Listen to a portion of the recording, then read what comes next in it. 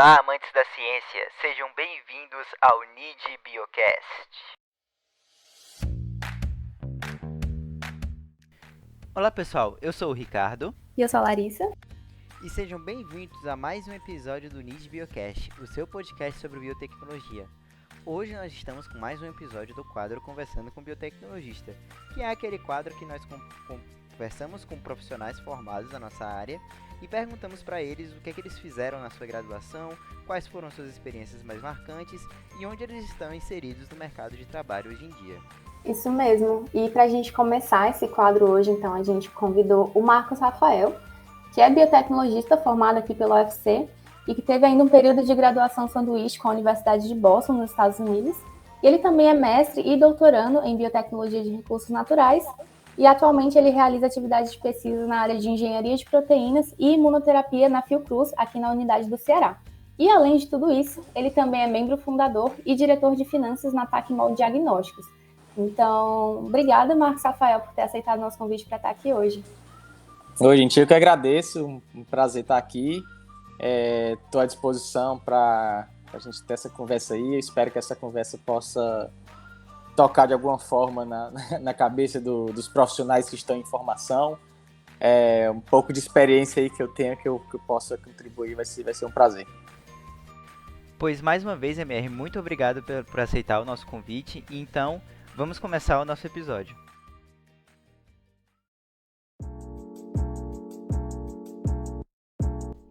Então, Rafael, para começar aqui a nossa conversa, né, eu queria começar falando um pouco da sua trajetória acadêmica em si.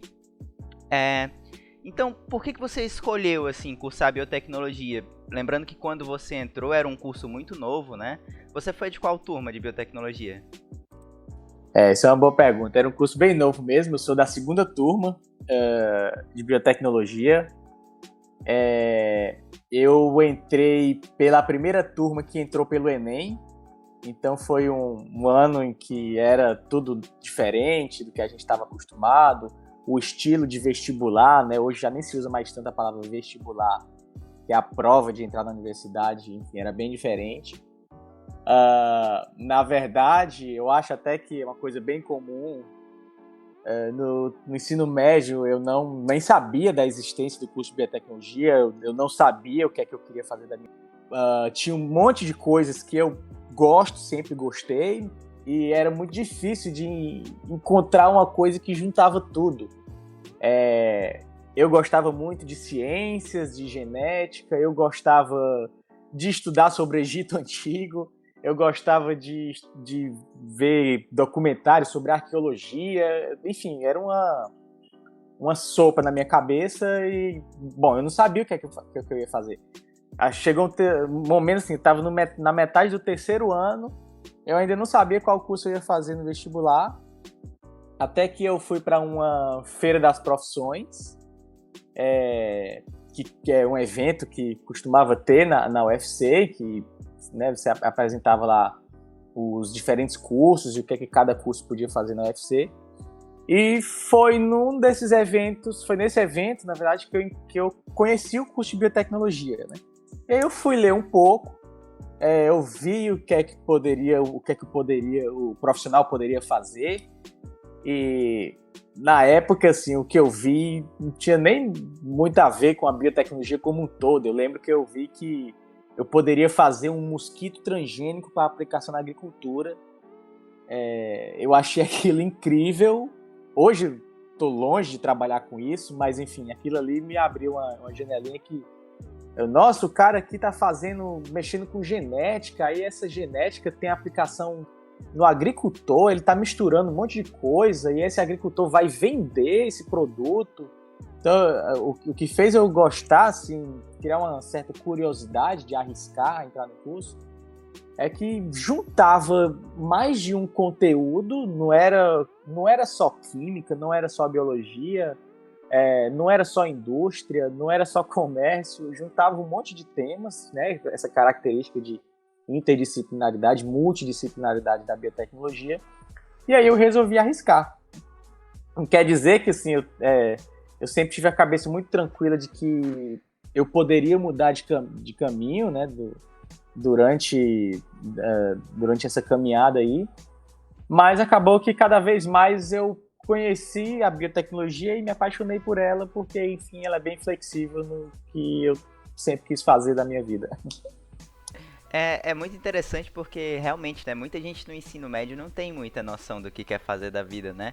E eu acho que um dos pontos que a biotecnologia atrai, que me atraiu também, foi porque ela tem essa gama vasta de possibilidades, né? Você pode trabalhar com muita coisa e isso acaba sendo muito atraente, assim, para as pessoas, eu acho.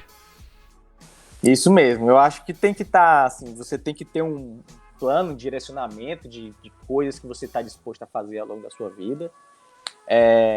E aí aquilo que você está decidindo agora, que na época era o que eu estava decidindo, fazer esse vestibular, tem que fazer sentido, né? Então eu resolvi arriscar e deu certo. Gostei bastante. Faria de novo. Sim, e a biotecnologia tem muito esse apelo, assim, pela criatividade, né? Uma coisa meio ficção científica que a gente acaba tendo contato no ensino médio. Eu lembro que, para mim, foi a clonagem da ovelha Dolly, que foi o que me fez me apaixonar pela biotecnologia, que eu achei aquilo muito incrível.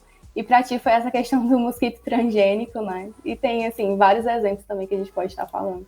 É isso mesmo. Até hoje, assim, eu não trabalho com mosquito transgênico, mas eu trabalho e tenho experiência com algumas das técnicas que foram utilizadas, né, no desenvolvimento desse mosquito transgênico.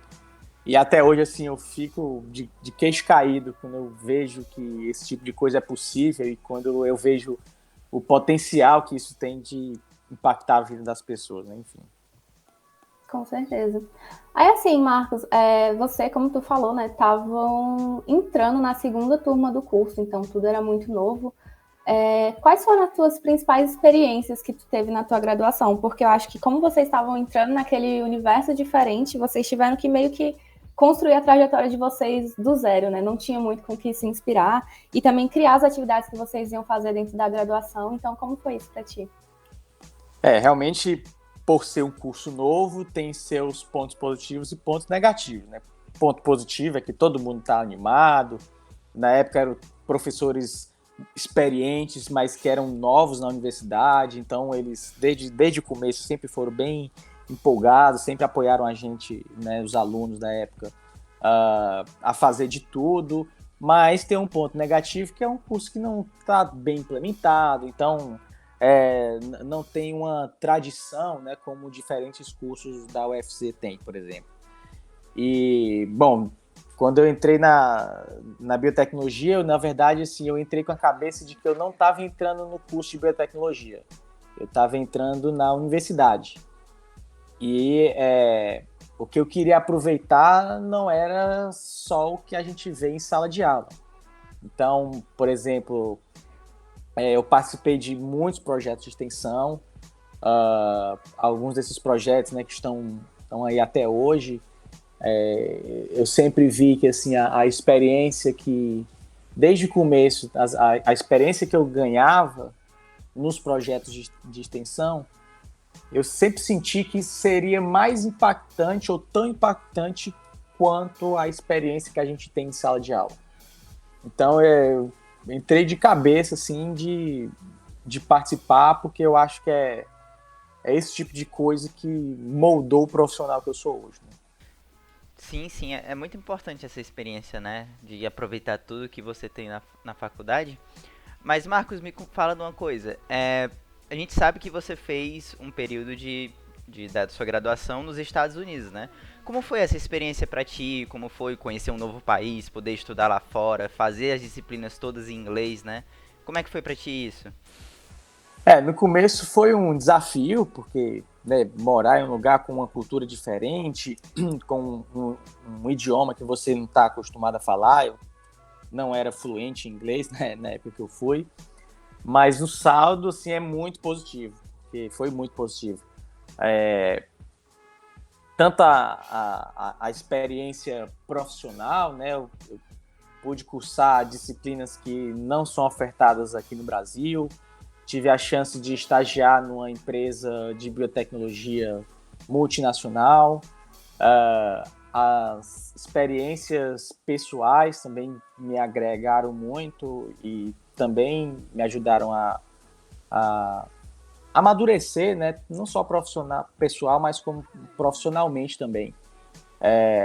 Assim, foi uma coisa muito boa, assim, é uma experiência que eu recomendo para quem puder fazer, né, e existem algumas possibilidades, se não na graduação, mas na pós-graduação, que isso ajuda, eu acho que me ajudou a olhar para as coisas profissionais, principalmente, de um outro modo, né?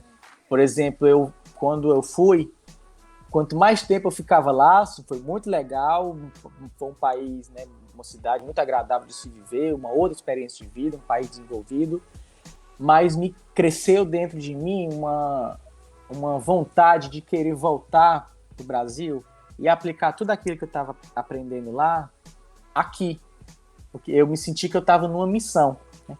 E eu acho que assim, o que eu mais o que eu poderia tirar dessa experiência, assim, o máximo possível, eu sempre aproveitava com a intenção de como que eu posso aplicar lá na região, na sociedade que eu de fato faço parte, né? Nossa, muito legal essa tua consciência, assim, de querer voltar e reaplicar os conhecimentos no Brasil, porque aqui a gente tem um problema muito da fuga de cérebros, né? Que é o pessoal que passa a formação toda aqui, só que quando chega na graduação, na pós-graduação, vai pra fora e arranja algo por lá e fica lá mesmo, né? Mas, poxa, que legal que você conseguiu aproveitar isso e trazer essas coisas pra cá, né? Pena que hoje em dia não tá mais tão fácil de ir, né? Esse tipo de oportunidade, assim, é como se fosse uma porteira que abre e fecha de tempos em tempos. Peguei na época que a porteira estava aberta, hoje ela está mais fechada, mas já já ela abre de novo. Sim, esperamos muito que ela abra de novo e o mais rápido possível. Mas agora, MR, me diz uma coisa. A gente sabe que você também teve uma atuação bem importante nos projetos de extensão, né? Inclusive ajudando a fundar alguns deles, como a própria empresa Júnior da Biotech, né? Como é que essa atuação nos projetos de extensão foram importantes para ti na tua carreira?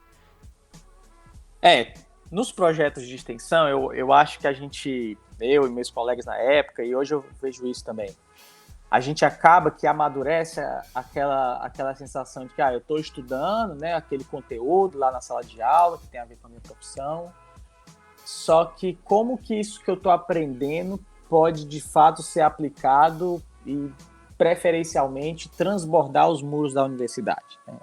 A gente sempre teve esse sentimento. E aí a gente viu nos projetos de extensão a oportunidade de fazer esse tipo de coisa, né? De aplicar o que a gente aprendia em sala de aula de diferentes formas. Na empresa Júnior, a gente aplicava de uma forma, né? No PIQD, a gente aplicava de outra forma. Na empresa Júnior especificamente, né, a gente queria ter a sensação de que, isso aqui que eu estou aprendendo, né, lógico que eu gosto de aprender isso aqui, é um conteúdo muito legal, mas esse conteúdo ele tem que ter alguma serventia. Tem que ter alguma serventia para a sociedade, tem que ter alguma serventia profissional para mim, porque, enfim, nós temos boleto para pagar e eu quero me transformar num profissional que seja atuante na sociedade, né? Não adianta eu brilhar dentro da universidade, mas e quando eu sair da universidade? E aí a ideia da empresa Júnior e de outros projetos de extensão era justamente exercitar, né, a atuação profissional. E aí, quando a gente criou a Auge Biotech, a ideia era que a gente pudesse aplicar algum conhecimento que a gente tinha, mas mais importante do que, oferecer produto XYZ ou serviço XYZ, era a gente exercitar como que a gente faria isso, né, profissionalmente, o mais próximo possível da atuação profissional. Então foi muito legal porque a gente amadureceu nesse quesito, né? E como que funciona uma empresa, né? Como que se presta um serviço, como que eu converso com o cliente, como que eu modelo um negócio para eu aparar as arestas tudo aquilo que eu aprendo dentro de sala de aula, eu juntar tudo aquilo e o resultado ser como se fosse um funil. Passa por vários filtros e no final eu tenho um produto ou um serviço lapidado e como é que eu ofereço isso, né, para a sociedade. Então na empresa Júnior a gente praticou muito isso e foi muito legal, né, nesse sentido. Interessante que vocês já tinham essa visão meio que empreendedora, né? Empreendedora, desde o começo do curso, né? A gente tem que ter. Todo mundo tem que ter. Ainda mais o curso de biotecnologia. A gente tem que ter visão empreendedora. Ainda mais porque empreender não é necessariamente abrir empresa. Você pode empreender, ser um empreendedor, dentro de uma empresa, de um local que você trabalha. Você não precisa abrir uma empresa para isso. Eu acho que empreender assim, é buscar solucionar problema, é buscar colocar a mão na massa, ser criativo e tirar leite de pedra, que era o que a gente fazia. Sim, é muito importante isso, né? A gente escuta muito falar sobre essa visão empreendedora e realmente é muito associado com a questão de abrir uma empresa, abrir uma startup, mas não é isso, né? Até na parte acadêmica você precisa ter essa visão de empreender, de resolver problemas, esse tipo de coisa. E aí, Marcos, como tu já falou um pouco, né, tu fez muita coisa na tua graduação. A gente sabe que o curso aqui de biotech tem uma carga horária muito grande, né, por ser um curso muito abrangente. E aí tu também participou desde o começo, né, de iniciação científica, então pesquisa dentro do laboratório. Também atuou criando projetos de extensão do curso e ainda teve um período de graduação no exterior. Então, como foi para ti, assim, conciliar tudo isso em questão de tempo? Tu teve muito problema com isso? A verdade é que eu não sei como eu consegui. Mas, assim, como eu disse, né? Quando eu entrei na UFC, eu fui com a cabeça de não de entrar no curso de biotecnologia, mas aproveitar a universidade como um todo. Então, assim, finais de semana, feriado, majoritariamente eu dedicava para alguma atividade da UFC. Porque eu via que aquilo, assim, poderia ser parte da minha vida mesmo, então eu gostava muito de fazer aquilo, né? A carga horária do curso realmente é muito extensa. E acabou que, assim, você tem que fazer uma engenharia ali para poder... eu vou deixar de fazer essa disciplina, vou deixar para fazer ela em outro semestre, porque aí eu vou ter um pouco mais de tempo. Mas aí eu tenho que escolher qual que é a disciplina que não é pré-requisito para que não atrase a minha formação. Então tinha um pouco desse jogo, né, de disciplinas, mas a verdade é que, assim, eu chegava na UFC 6 horas da manhã e era muito comum eu ir embora 9, 10 horas da noite. Aproveitar algum intervalo de aula, alguma aula que o professor cancelou, ali o horário do almoço, depois da aula. Assim, eu acho que eu só consegui fazer isso não por causa de mim, mas por conta da equipe que eu estava inserido.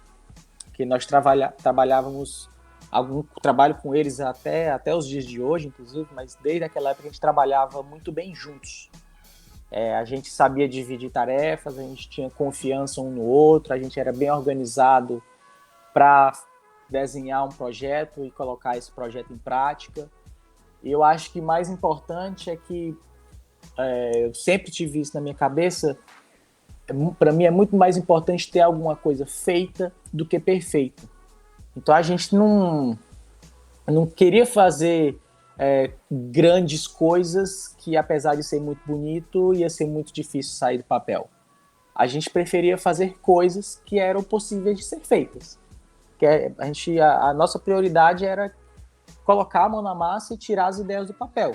Então, olha, se eu não vou conseguir fazer 100%, porque a realidade é assim, a vida é assim, nem sempre a gente consegue fazer 100%, na maioria das vezes a gente não faz 100%, então a gente consegue fazer 15%, e se eu consigo fazer 15%, 15% é melhor do que nada. E aí, juntando uma coisa com a outra, um trabalhava de um lado, o outro se ajudava no outro, mas acabava que a gente conseguia fazer muita coisa. O horário depois da aula rendia muito, por sinal. Jantar no RU rendia muito, por sinal. Nossa, sim. Sim, saudades, inclusive, da Rio. E, assim, como tu falou, né, tu trabalha com as mesmas pessoas, assim, né, com a tua mesma equipe desde o começo da graduação. Tu ainda segue a mesma linha de pesquisa que tu trabalhava no começo do teu IC ou tu mudou depois que tu foi para a pós-graduação? Desde a minha graduação, eu trabalho com a mesma linha de pesquisa, até hoje, que era uma coisa assim que eu considero que eu tirava muito proveito das aulas, sabe?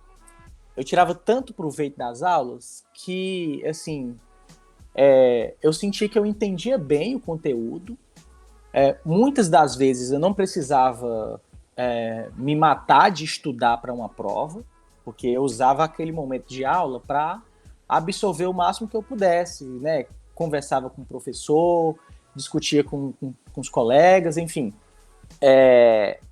Eu acho que desde o começo eu entendia muito bem o que é que eu poderia atuar dentro da biotecnologia. E aí, desde o começo da graduação, eu sabia mais ou menos com o que é que eu queria trabalhar, e aí eu busquei aquilo.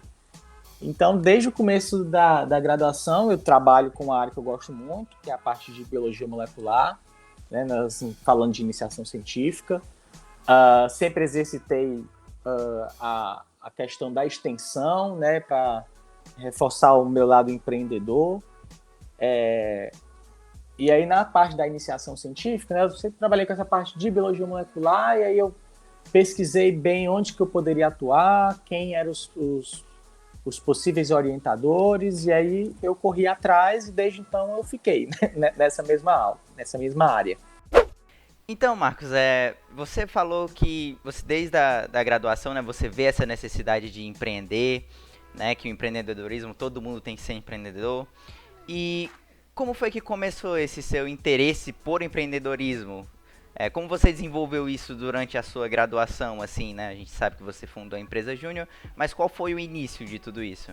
Olha, eu confesso que eu não sei. Eu acho que foi uma coisa muito natural.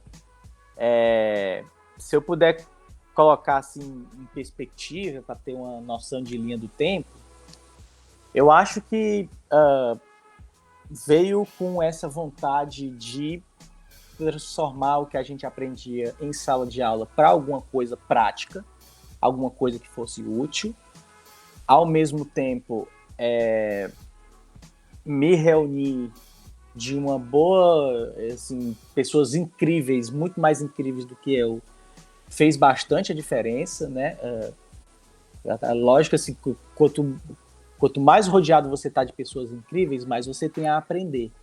E isso fez com que eu crescesse muito, né, nesse lado profissional. Pelo menos eu sinto isso.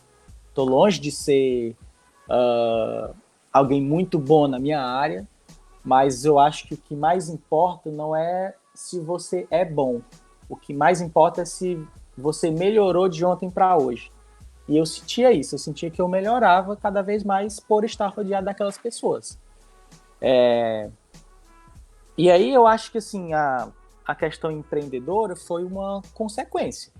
Porque, se você está rodeado de boas pessoas, se você está rodeado de pessoas que querem, que têm valores alinhados com os seus, se você está rodeado de pessoas que, assim como vocês, são inquietos e querem colocar a mão na massa, querem colocar algum projeto em prática, naturalmente você vai buscar uma formação para aquilo, você vai procurar como você pode executar aquilo. Então, meio que aconteceu desse jeito. Essa vontade, a aproximação com essas pessoas que eu vou ser eternamente grato por tê-las na minha vida. E aí veio as capacitações, né? Porque, enfim, ninguém nasce sabendo. Eu até hoje não sei muita coisa, não sou bom em muita coisa, mas essa capacitação constante aí ajudou as coisas a tomarem forma. Com essas capacitações, eu acho que eu comecei a ver, olha, isso é possível, isso não é possível, isso é viável, isso não é viável. E se eu realmente quiser fazer um projeto de extensão para atuar nisso, se eu realmente quero abrir uma empresa, se eu realmente quero fazer essa pós-graduação, eu tenho que focar naquilo que é possível, naquilo que é viável. Então eu acho que esse amadurecimento no começo, para eu, assim, muitas vezes a gente erra, a gente está enganado, mas o direcionamento eu acho que tem que ser para esse lado, tem que ser para o que é viável, o que é possível, que está alinhado com os seus valores. E aí eu acho que o resto foi consequência. Entendi. É interessante nisso que você falou, né? Aliás, muitas coisas que você falou foram interessantes, mas esse ponto que você falou no comecinho de sempre se preocupar em ser melhor do que ontem, eu acho que é muito importante, né? Porque às vezes a gente na graduação a gente vai se comparar com quem? Com o professor, com o pesquisador que veio dar uma palestra. E isso não é muito justo, né? Porque você pensa, meu Deus, como é que ele é pai de família, tem não sei quantas linhas de pesquisa, dá aula e consegue fazer tudo e ainda vir dar essa palestra pra mim, né? Só que isso é um pensamento meio destrutivo, né? Você tem que se comparar com quem você foi ontem, né? E tentar sempre melhorar, porque um dia, se você for sempre melhorando, você vai chegar nesse ponto, né? É bem interessante a gente pensar nisso. E cada pessoa ela é completa assim, naquilo que ela tem a oferecer.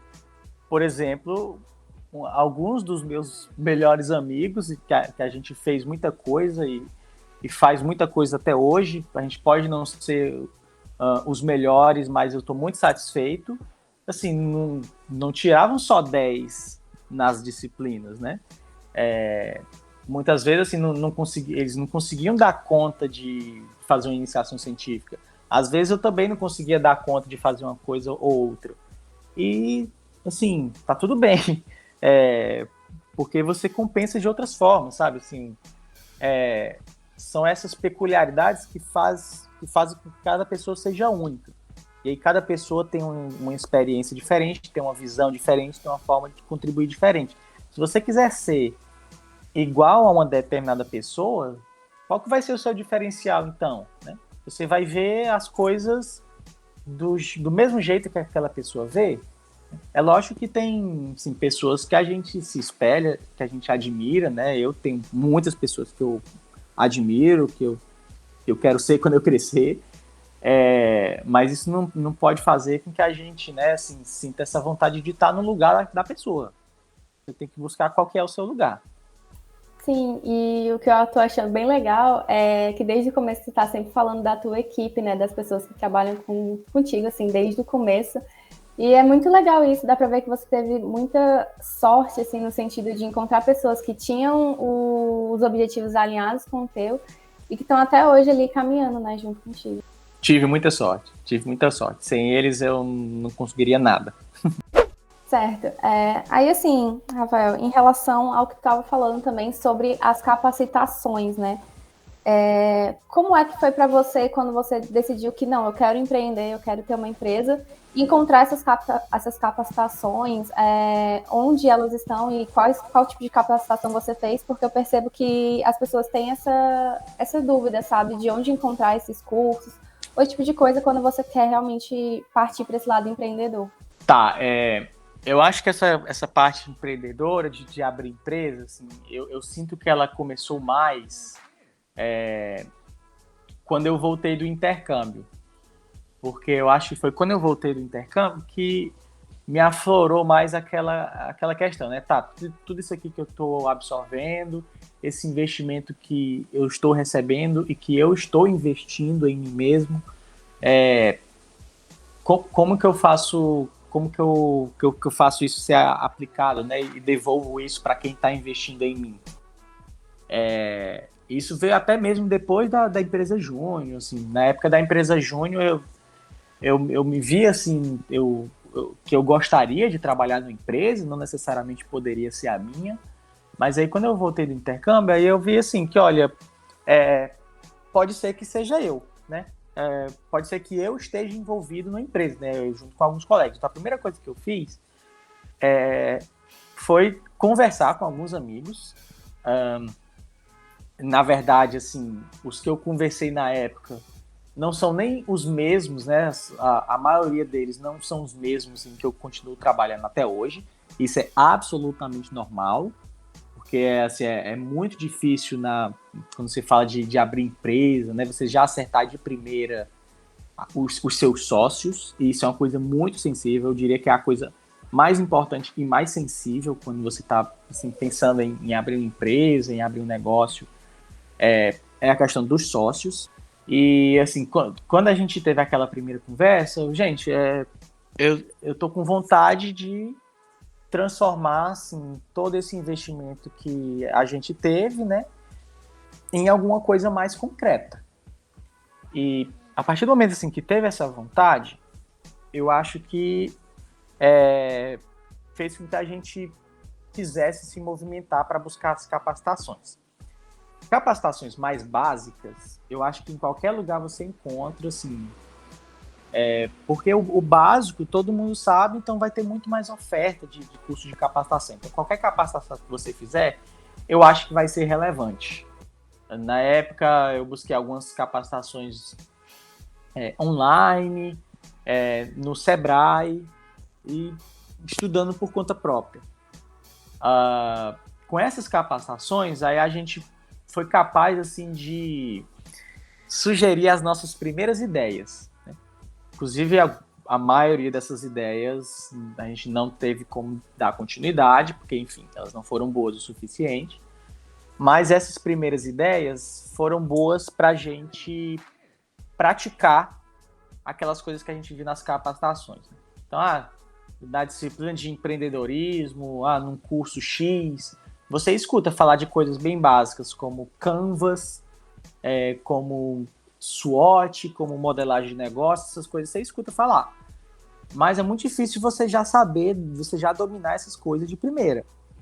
Eu acho que, assim, essas primeiras ideias, assim, a gente falhou em algumas delas, mas elas foram muito importantes porque elas serviram como prática pra gente. E aí, quando a gente errou, foram os momentos que a gente mais aprendeu. E até hoje, assim, a gente faz essas capacitações. Hoje eu considero até que está bem mais fácil, porque existem muitas iniciativas governamentais que condensam essas capacitações, e oferecem essas capacitações de forma cronologicamente que faz sentido. Né? Então, se vocês procurarem em capacitações do governo do estado, vocês vão ver que existem capacitações para pessoas que estão no nível básico, que estão no nível médio, pessoas que estão no nível mais avançado, que precisam de tração, que precisam investir em vendas. Então, assim, eu acho que qualquer curso que você fizer vai ser válido. Contanto que você tenha, assim, mais ou menos um caminho traçado na sua cabeça. Primeiro, ter consciência que precisa desse básico. Tendo esse básico, praticar com alguma coisa. Não precisa ser o seu projeto final de vida, mas você precisa praticar com alguma coisa, com algum projeto. E aí o resto vai tomando forma. Entendi, muito interessante, Marcos. Agora, é interessante que você falou, né, que o empreendedorismo é quase como se fosse um músculo que tem que ser treinado, né? Você tem que tentar, você tem que errar, até você conseguir, né? Tem até uma pesquisa que eu não vou lembrar agora onde foi que eu vi, mas que geralmente as pessoas que já empreenderam, tentaram criar uma empresa e quebraram, quando eles vão para a segunda empresa, eles têm muito mais chances de dar certo, né? Porque essas experiências vão se acumulando e você já, quando você chega naqueles mesmos problemas que você chegou, você já sabe como contornar, né? E um jeito que a gente tem, né, na graduação de trabalhar um pouco esse empreendedorismo, que você fez, inclusive, foi as competições de empreendedorismo, né? Então, você poderia falar pra gente agora um pouco como foi a experiência de participar do Desafio Universitário Empreendedor do Sebrae, por exemplo, né? Que foi aquela que você chegou em segundo lugar, né? Foi bem longe na competição com a sua equipe. Como é que foi essa experiência pra você? Aí, assim, essas competições, elas são muito legais porque elas têm duas características que eu considero bem importantes. Primeiro, porque é uma forma de você justamente exercitar esse conhecimento básico, né, que você está buscando. Então, no caso desse Desafio Universitário Empreendedor do Sebrae, foi na época da graduação, eu acho, e a gente tinha uma etapa inicial de capacitação, foi bem legal, e aí tinha uma etapa em que a gente exercitava essa capacitação, né? Então nós tínhamos que sugerir uma ideia, e aí vem a segunda coisa que eu acho legal desses desafios, porque quando você sugere uma ideia, né, e você está dentro de um desafio que tem cronograma, tem tempo para acabar, tem aquela noção de competição, eu sou uma pessoa muito competitiva, você se força a fazer coisas que você não fez antes. Então, por exemplo, a gente se forçou a conversar com clientes, a gente se forçou a validar a nossa ideia, a fazer questionário, a conversar com pessoas. E com isso, acaba que, sem você perceber, você amadurece muita coisa lá no seu subconsciente. Você amadurece como conversar com as pessoas, como captar informações, que isso é muito importante, né? É aquela velha história. Se eu chegar para uma pessoa e perguntar, você compraria um produto super legal que resolveria seu problema por um preço muito barato, tal, só vantagens? É lógico que a pessoa vai dizer, sim, compraria. Mas isso não dá para você informações úteis. E aí foi nessa experiência que eu vi que, na verdade, eu não tinha que fazer a pergunta já pensando na resposta que eu queria coletar. Na verdade, eu tinha que fazer uma pergunta que a pessoa me desse uma resposta totalmente improvável. Porque é aí que a gente coleta boas informações, né? Então, a gente, nessas competições, a gente amadureceu muito a enxergar o que a gente chama das dores, né, dos que são os nossos potenciais clientes. Porque as empresas, as grandes soluções, elas são grandes, elas são boas, porque elas resolvem dores, elas resolvem problemas. E a grande sacada é você identificar qual é essa dor, qual é esse problema. Porque quando você identifica essa dor, você identifica esse problema, você tem como propor uma solução. E essas competições foram muito importantes para isso. Porque aí a gente viu que, olha, isso aqui que a gente pensava que era um problema, é um problema só para mim, é um problema só na minha cabeça. Não é um problema que muitas pessoas têm, não é uma dor, realmente uma dor, né? E aí, bom, se isso aqui não é realmente um problema, então não vamos investir nisso, vamos partir para outra. E aí a gente vê aí, isso aqui realmente, agora sim, as pessoas mostram que né, sentem essa dor. Então, nisso daqui, a gente pode propor uma solução. E essas competições foram muito úteis para isso. E né, eu recomendo bastante vocês participarem dessas competições. Assim, existem competições, inclusive na área de biotecnologia, em que vocês aprendem a estudar sobre um problema, e depois que você conhece um problema, é que você vai ser mais capaz de propor uma solução. Falando, né, sobre essa questão de empreendedorismo, a gente sabe que você, né, é um dos fundadores da Tecmol Diagnóstico. A gente queria saber um pouquinho sobre o que é, né, a Tecmol Diagnóstico, como surgiu essa ideia, assim, a partir de vocês. Legal.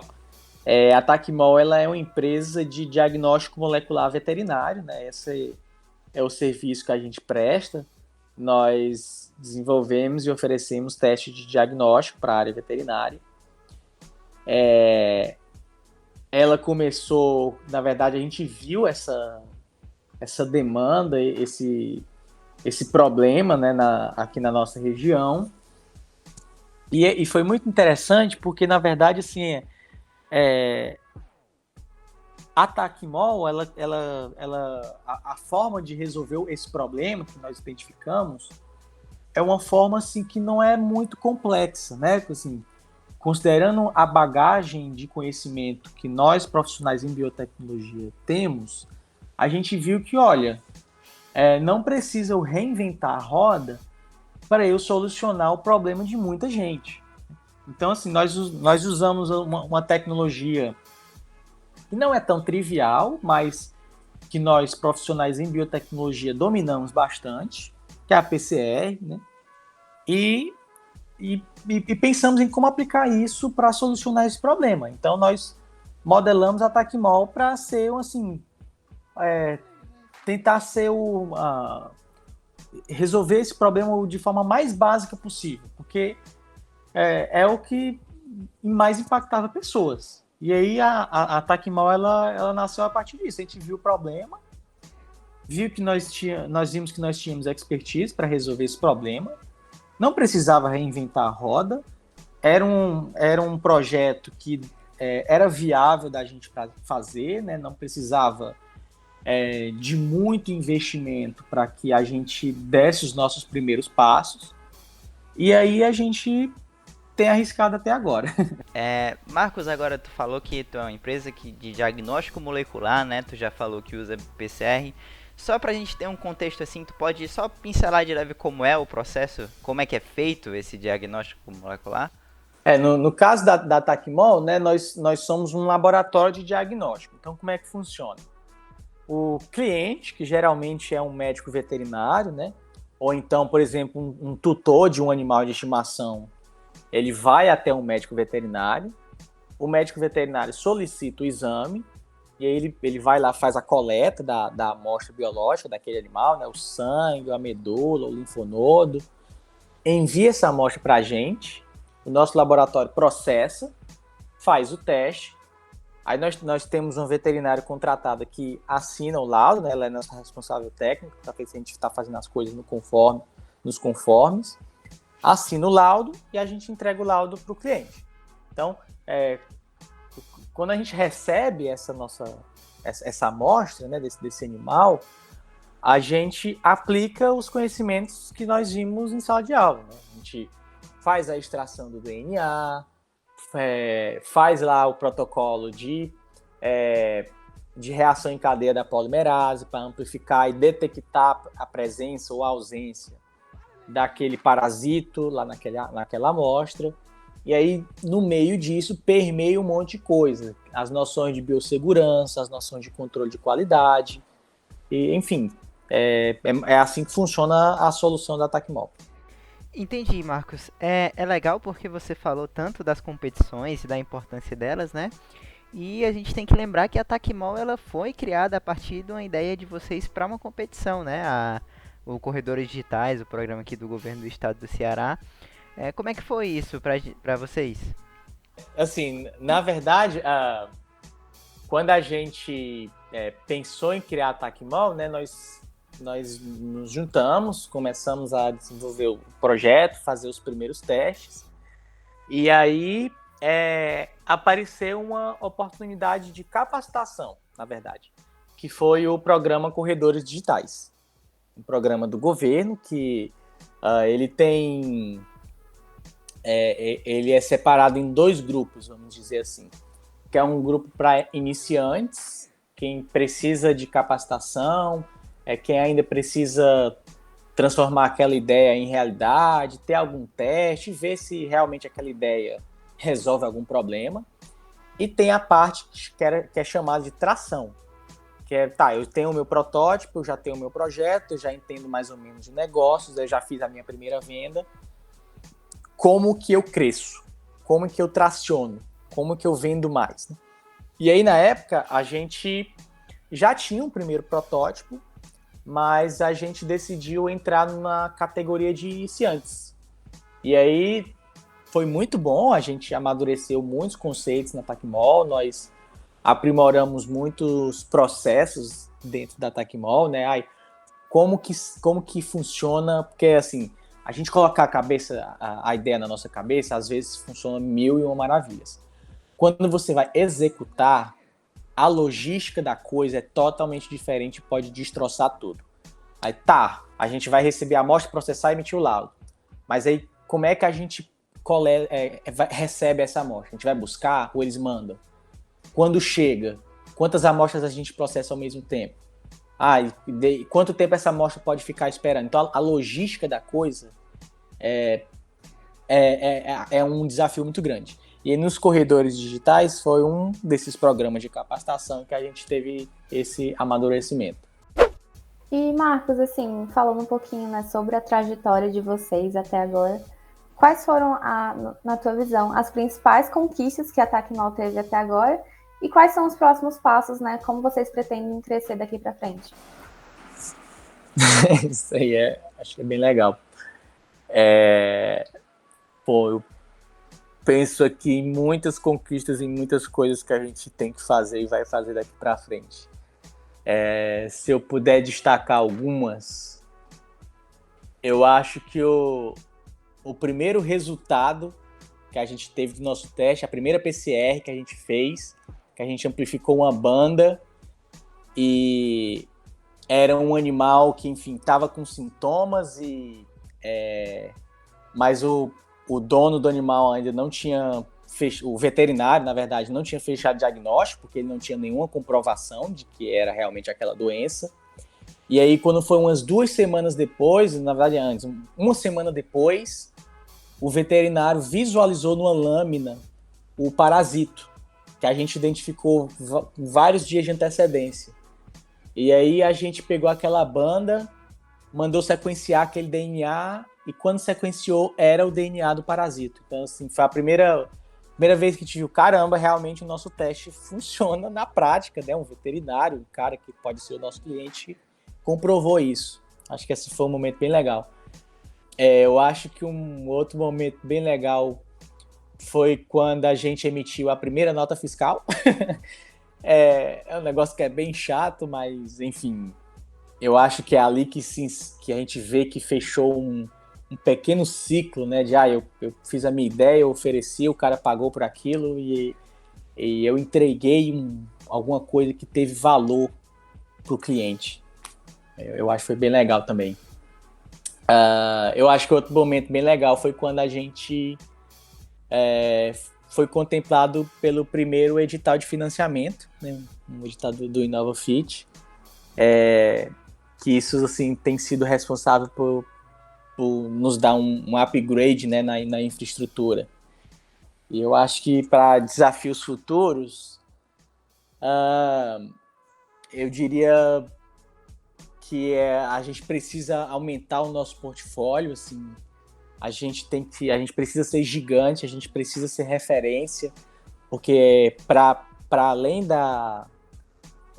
do peso, né, de um projeto que a gente está tocando, a gente quer fazer dar certo, a gente quer muito mostrar que investimento em pesquisa, desenvolvimento e inovação traz de fato retorno financeiro, não é investimento sem fundo.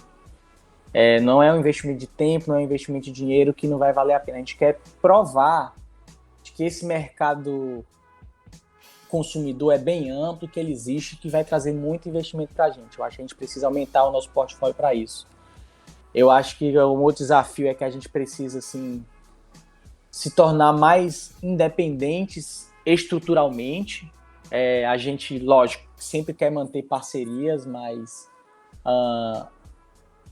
algumas tecnologias que a gente tem desenvolvido, a gente ainda é muito dependente dessas parcerias.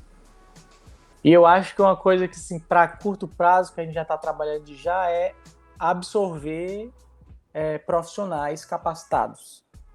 Porque a gente acha que assim, é esse tipo de empreendimento, esse tipo de negócio que é capaz de dar uma boa remuneração para quem de fato estuda, para quem de fato se capacita. E a gente quer pagar o máximo possível para os nossos colaboradores. A gente quer pagar o máximo de imposto possível que a gente puder. Porque se a gente está pagando muito imposto, se a gente está pagando muito para um trabalhador, significa que a gente está rendendo. Entendi. E assim, atualmente, né, na Tecmol, vocês têm algum programa para receber estagiários? Ou como funciona assim? Se alguém tiver interesse em estagiar na Tecmol, como é que ela faz? Então, como nós somos uma empresa iniciante, né, nós trabalhamos com muito cuidado com os nossos recursos, porque qualquer centavo conta. Qualquer ponteira que a gente descarta sem querer, nossa, isso aí foi 2 centavos. Então a gente precisa ser muito racional, né? E assim, qualquer colaborador que a gente tiver, um estagiário, alguma coisa, a gente se sente na obrigação de remunerar esse trabalho. E acaba que assim, hoje a gente tem receio de contratar novos estagiários, porque por enquanto a gente está dando conta. Porém, acaba que isso eu considero até como um filtro, porque se, apesar de todas essas dificuldades, aparece alguém procurando um estágio, olha, eu quero um estágio, quero trabalhar com vocês, eu tenho essa expertise, eu acho que eu posso agregar nisso, a gente acaba que, olha, esse cara aqui essa pessoa aqui tá querendo trabalhar com a gente, então a gente se movimenta para poder conseguir uma bolsa, para trabalhar em colaboração com um projeto de pesquisa e conseguir uma bolsa, e é assim que hoje a Tecmol está trabalhando, atualmente é desse jeito. A gente teve algumas, né, pessoas que se interessaram e a gente viu que algumas dessas pessoas tinham um perfil para trabalhar com a gente, e aí a gente correu atrás e, né, para conseguir uma bolsa para aquela pessoa, né? Hoje, assim, para novos estagiários, novos funcionários, a gente está trabalhando nessa modalidade de bolsas. Com essa experiência em editais que a gente está tendo, a gente atualmente está captando, né, mais bolsas com condições financeiras melhores do que as bolsas de iniciação científica, por exemplo, convencionais que a gente vê. E conforme a gente vai captando essas bolsas, a gente vai absorvendo, né, essas pessoas, né, nesses processos seletivos. Mas a priori, assim, eu acho que está sendo uma boa experiência a gente mostrar o que é que a gente faz, mostrar o que é que a Tecmol faz, quem que é a Tecmol, quais são os nossos valores. E aí, as pessoas interessadas, quando chegam na gente, já é um primeiro filtro, já mostrou que aquela pessoa tem proatividade, e aí a gente vê se dá certo de agregar ela no time ou não. Hoje tem funcionado assim. Marcos, quando você estava falando das conquistas da Tecmol, né? E você falou desse primeiro diagnóstico que vocês conseguiram com muito tempo de antecedência, né? E isso mexeu um pouco comigo, né? Porque a gente sabe, a gente que tem bichinho, eu tenho a minha cachorrinha aqui, a Luna, o tanto que a gente gosta, o tanto que a gente cuida e o tanto que a gente sofre quando o bichinho tá mal, né? Então eu acho que esse lado de vocês, né? De atender esse público que tem esses pets que gostam muito, né? Eu acho que é muito legal e vocês acertaram muito bem numa dor assim do mercado, né? Eu acho que vai ter muito mercado para vocês. Tomara. Tem toda essa questão além da dor emocional, do vínculo emocional, principalmente com animais de estimação, né? Nós na Tecmol oferecemos teste para animais de produção também, né? Que para além do vínculo emocional, assim, tem de fato uma importância econômica muito grande. Você vê se o dono de um grande rebanho está disposto a comprometer todos os animais com uma doença que ele poderia diagnosticar com antecedência, né, com o auxílio do veterinário dele e do nosso teste, e aí ele resolver esse problema, assim, isso diminui o número de mortes, diminui a chance de comprometer a produtividade, enfim. Então, a dor que a gente, né, enxergou e tem enxergado até agora é tanto nessa questão do vínculo emocional, como também uma dor econômica mesmo. Evitar um prejuízo. É verdade, ainda tem isso, né? Eu não tinha pensado nesse lado assim de você aplicar mesmo no campo, né? Pro grande, pra pessoa que lida com muitos animais, né? O grande pecuarista, o grande criador de gado. Agora, Marcos, foi legal você tocar nesse assunto porque isso dá um gancho para nossa pergunta final para você hoje, que é como você acha que o empreendedorismo pode ajudar o avanço da biotecnologia aqui no Brasil, né? Que a biotecnologia aqui no Brasil a gente sabe que ainda é muito nova, ainda não é muito explorado, o empresário não sabe muito ainda para que serve. Qual é a sua opinião sobre isso tudo?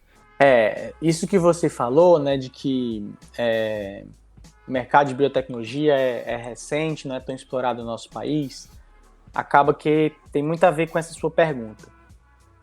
Porque, veja, comparado a outros países desenvolvidos, Japão, Inglaterra, Alemanha, Suécia, Estados Unidos, Canadá, vai pesquisar quando foi que esses países resolveram investir em biotecnologia. A primeira empresa de biotecnologia moderna que usou DNA recombinante foi lá na década de 60. Então vai fazer 60 anos que nasceu a primeira empresa de biotecnologia. Para nascer a primeira empresa de biotecnologia, eles tiveram que investir em biotecnologia muito antes. E aí, quando a gente olha aqui para o Brasil, o primeiro curso de biotecnologia, sabe, nasceu ontem, bem dizer. Aqui no Ceará, eu sou da segunda turma. Então, a gente está aprendendo agora, muito recentemente, a investir em certas coisas que só tem retorno no médio e longo prazo. Então, esse investimento em biotecnologia, que é uma coisa mais recente comparada aos países desenvolvidos, né, é reflexo disso. Não tem como nascer empresa de biotecnologia do nada. Precisa ter todo um arcabouço, uma base científica e tecnológica por trás, para que só depois comecem a brotar esses empreendimentos. Então, eu acho que para a gente alavancar o empreendedorismo aqui no Brasil, falando especificamente, primeiro a gente precisa aprender uma lição que hoje nós estamos vacilando, que é a questão de investimento em biotecnologia, sabe? É sem noção pensar que a gente teve que importar vacina para a Covid. É sem noção pensar que a gente tem que importar boa parte dos biofármacos, sabe?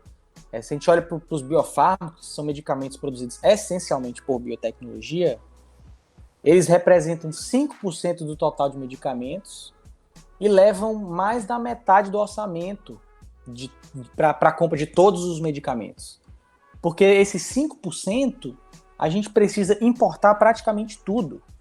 E isso a gente está jogando bilhões de dólares para bancar a infraestrutura biotecnológica de outro país, né? E aí esses bilhões de dólares são riqueza para aquele outro país, poderia estar sendo aplicado aqui, poderia estar sendo usado para impostos que geram serviços públicos, geram investimento e tudo mais.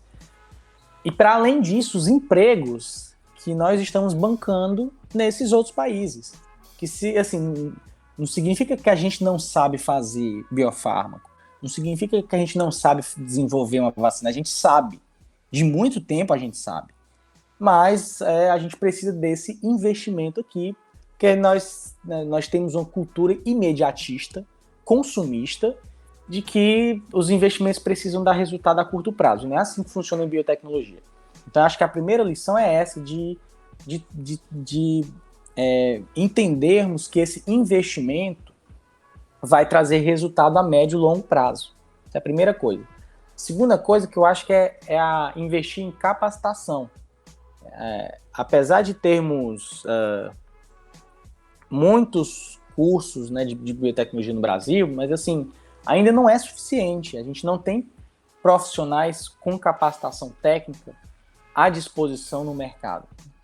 E quando esses profissionais estiverem à disposição, eles precisam gerar lucro, né? Porque senão, por que o empresário vai querer pagar 10 mil reais num biotecnologista, se esse biotecnologista não dá 10 mil reais de lucro para o empresário? Então não compensa. Então precisa ter assim um ambiente favorável para que case esses investimentos e a atuação do profissional, né? Sim, muito boa essa tua fala do final, acho que faz muito sentido com toda a nossa conversa, né? Essa importância do investimento mesmo em biotecnologia, enquanto ele não acontecer, a gente não vai ver resultados acontecendo aqui no Brasil, então, muito importante. Só uma coisa também, Larissa, que eu acabei assim, me lembrando agora, que eu também acho que é muito importante, que esses investimentos, eles não precisam ser necessariamente do setor público. Lógico que o setor público ele tem, né, um papel muito forte em relação à capacidade de investimento, mas quando a gente olha para o setor privado no Brasil, comparado aos países, não tem tanto dinheiro, mas tem dinheiro para começar. O problema é que no Brasil o investidor tem muita aversão ao risco. No Brasil é muito arriscado se investir, principalmente em biotecnologia. No Brasil, assim, não se tem uma cultura de aproximação, de boa conversa da universidade, dos professores e pesquisadores nas universidades com o setor produtivo. Isso não existe. Isso, assim, para quem conhece, né, alguns empresários, né, já ouviu falar de algumas experiências, a gente vê na prática que isso acontece. E os empresários, a verdade é que eles não estão conseguindo conversar com a universidade. A universidade, que eu falo universidade porque é onde se produz mais pesquisa científica no Brasil, né? Principalmente na universidade pública. E a universidade pública não está sabendo conversar com o setor produtivo, né? Como regra. É lógico que tem muitas exceções. Diria até que talvez não seja nem a maioria, mas ainda existem muitos pesquisadores que não conversam com o setor produtivo para saber de fato sim, o que é que pode ser pesquisado para receber investimento que vai de fato contribuir para a sociedade, né? Aquela coisa de transbordar os muros da sociedade. Porque eu vou desenvolver pesquisa dentro da universidade, vai me gerar um artigo científico. Tá, mas para além dos muros da universidade, isso impacta a quem? Isso impacta regionalmente? Isso impacta o microempresário naquela área? Isso impacta aquele empresário que está a fim de investir no medicamento? Enfim, eu acho também que isso é uma coisa muito importante. A gente precisa amadurecer como os empresários, né, os investidores privados, não necessariamente empresários, investidores privados enxergam o risco de se investir em biotecnologia. Sim, com certeza. Eu acho que existe essa aversão, como tu falou, né, essa aversão ao risco, e existe a outra questão que tu tinha comentado também, que é o imediatismo, né? Nesse período que eu estou na faculdade, eu percebi que existem empresários que procuram pessoas da biotecnologia, porque eles entendem que a biotecnologia tem essa chance de trazer algumas soluções. Então, eles procuram o curso de biotecnologia com alguma problemática, mas quando eles percebem que as coisas não acontecem do dia para a noite, que precisa de investimento, que precisa de tempo, eles dão um passo para trás, sabe? Não topam muito investir em projetos, esse tipo de coisa, justamente porque tem essa questão de imediatismo e não querer correr riscos e acabar perdendo. Então, é muito complicado isso. Bom, finalizando então o nosso episódio de hoje, eu agradeço a tua presença, Marcos. Acho que foi muito rica assim, a tua colaboração hoje, já que tu teve uma trajetória, né, muito intensa, assim, digamos, na biotecnologia. Passou por muitas coisas durante a graduação e teve uma experiência muito rica também na pós-graduação, né, até criando uma empresa. Então, acho que a gente começou muito bem o nosso quadro de hoje, a conversa com o biotecnologista. Então, eu agradeço a tua presença aqui. Sim, muito obrigado pela sua presença, Marcos. Foi muito bom o nosso papo. Agora, só pra gente fechar aqui, né? Me diz uma coisa, se você pudesse dar uma dica só para o nosso público, para as pessoas que estão ouvindo, que estão na graduação, que estão ainda descobrindo o que querem fazer da vida, qual dica seria essa? Nossa, uma só? Deixa eu ver. Olha, eu acho que essa coisa que a gente conversou um pouco de pensar o que é que vocês vão fazer fora da sala de aula, fora da universidade, fora do curso, né? É de pensar como vocês podem condensar e juntar todo esse conhecimento de forma, assim, qual que seria o resultado disso, né? Assim, o conhecimento que vocês têm, dá para eu aplicar em quê? Isso aí não precisa necessariamente, qual que é a empresa que eu vou abrir, não. Mas sair um pouco da caixinha e ver que, assim, a área de atuação é bem ampla, né? Eu acho que a mensagem que eu poderia dizer acho que é essa, né?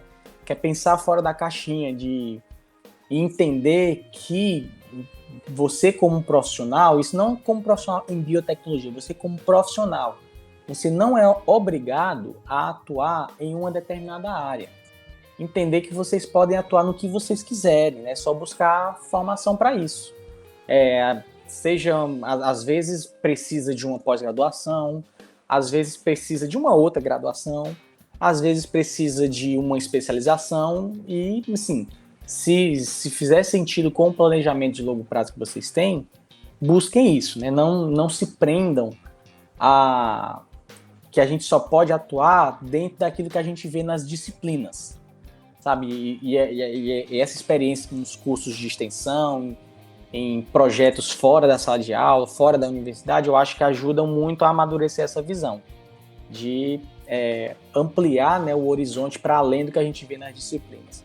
E nós não somos profissionais apenas de histórico, né, mas somos bem mais amplos do que isso, é só buscar a capacitação. Ter coragem para isso. Muito bacana essas palavras. Acho que vai ajudar muita gente. Muito obrigado aí mais uma vez pelas palavras e pela presença também. Eu que agradeço. Foi muito legal. Espero que eu possa ter falado alguma coisa que desperte algum gatilho positivo em quem for escutar.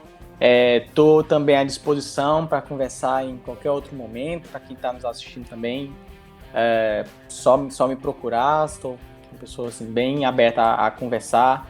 Desejo sucesso a todo mundo e parabéns de novo aí pela iniciativa desse podcast. Muito obrigado, MR, e até a próxima.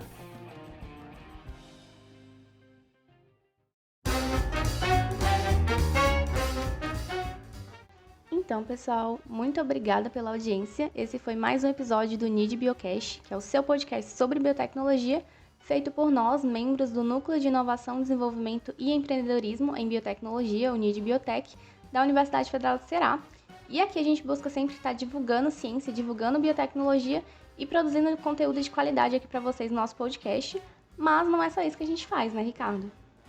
Não, nós também temos nossas próprias linhas de pesquisas, nós participamos de competições, tanto de biotecnologia quanto de empreendedorismo, quanto nós também pretendemos organizar eventos como workshops, palestras, que a gente acha interessante para vocês. E se vocês quiserem acompanhar tudo que a gente faz, a nossa trajetória, a gente tem o nosso Instagram, não é, Larissa? Isso mesmo. Na descrição do nosso episódio vocês vão encontrar então um link para o nosso Instagram, que é onde a gente também produz conteúdos muito legais e onde a gente pode estar tendo contato mais direto com vocês.